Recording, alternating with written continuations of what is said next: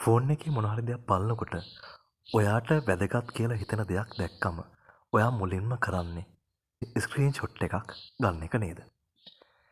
ඒ වගේම ඔයා කම්පියුටර් එකේ වැඩක් කරනකොට ස්ක්‍රීන් ෂොට් ගන්න කොයිතරම් දේවල් ඔයාට මුණ ගැහෙනවද? ඉතින් ඔයා ඇත්තටම කම්පියුටර් එකේ ස්ක්‍රීන් ෂොට් එකක් ගන්න දන්නේ නැද්ද? මේ වීඩියෝව ඔයාට වැදගත් වේවි. හොඳින් බලන්න ඔබේ කම්පියුටරේ කීපෑඩ් එක දිහා.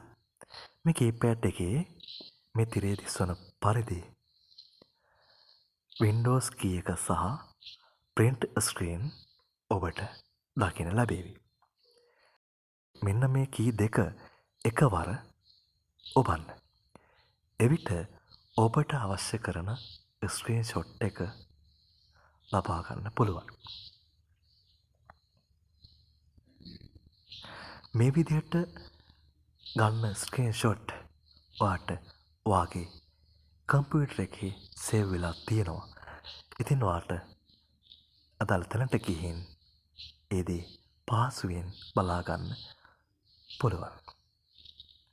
මෙවැනි වීඩියෝ ඉදිරියටත් ඔබ වෙත ගෙන එන්නට බලාපොරොත්තු වෙනවා. අමතක නොකර අපිව සබ්ස්ක්‍රයිබ් කරලා තියාගන්න.